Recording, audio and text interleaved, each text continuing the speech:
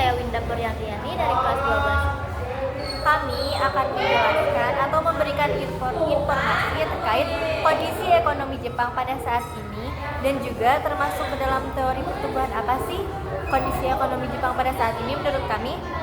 Nah, untuk penjelasan terkait kondisi ekonomi Jepang pada saat ini akan dijelaskan oleh teman saya. Ekonomi Jepang adalah salah satu yang terbesar di dunia, dikenal dengan industrinya yang maju, teknologi tinggi, dan inovasi.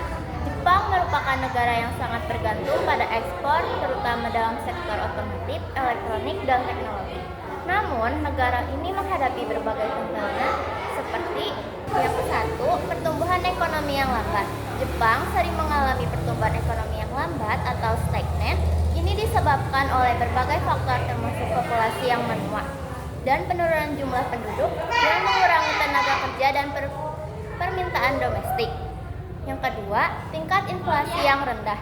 Jepang lebih lama mengalami masalah dengan inflasi yang sangat rendah atau bahkan deflasi. Hal ini membuat Bank of Japan menerapkan kebijakan moneter yang sangat longgar, termasuk suku bunga negatif untuk mencoba meningkatkan inflasi. Yang ketiga, tingkat hutang publik yang tinggi. Jepang memiliki salah satu tingkat hutang publik tertinggi di dunia. Relatif terhadap PDB, ini menimbulkan kekhawatiran tentang keberlanjutan fiskal jangka panjang. Meskipun sebagian besar hutang ini dimiliki oleh entitas domestik. Yang keempat, dampak pandemi COVID-19. Seperti banyak negara lain, ekonomi Jepang terpengaruh oleh pandemi COVID-19. Ini termasuk gangguan pada rantai pasokan, penurunan pariwisata, dan tekanan pada sektor-sektor seperti retail dan jasa. Yang kelima, inovasi dan teknologi.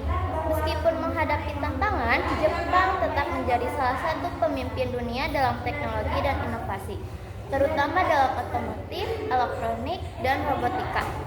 Dan yang terakhir, yang keenam, ketidakpastian global. Jepang juga dipengaruhi oleh dinamika ekonomi global, termasuk ketegangan perdagangan dan geopolitik, serta perubahan dalam aliansi dan kebijakan internasional. Dan selanjutnya akan dijelaskan oleh teman saya. Pemerintah Jepang terus mencari cara untuk mendorong pertumbuhan ekonomi yang berkelanjutan, termasuk melalui reformasi struktural, peningkatan investasi dalam teknologi, dan penyesuaian kebijakan moneter dan fiskal. Menurut kami, kondisi ekonomi Jepang termasuk ke dalam teori neoklasik. Kenapa? Karena teori neoklasik akan memusatkan teorinya pada 3 faktor yang berpengaruh pada pertumbuhan ekonomi, yaitu modal, tenaga kerja, dan juga perkembangan teknologi. Teori yang satu ini meyakini bahwa peningkatan jumlah tenaga kerja bisa meningkatkan pendapatan per kapita. Akan tetapi, tanpa adanya teknologi modern yang berkembang, peningkatan tersebut tidak akan bisa memberikan hasil yang positif terhadap pertumbuhan ekonomi secara nasional. Dan cara Jepang untuk mendorong pertumbuhan ekonomi adalah melalui reformasi struktural, peningkatan investasi dalam teknologi, dan penyesuaian kebijakan moneter dan fiskal. Jepang juga menjadi salah satu pemimpin dunia dalam teknologi dan inovasi, terutama dalam bidang otomotif, elektronik, dan robotika. PDB negara Jepang pada tahun 2023 diperkirakan sebesar 4,23 triliun US dollar.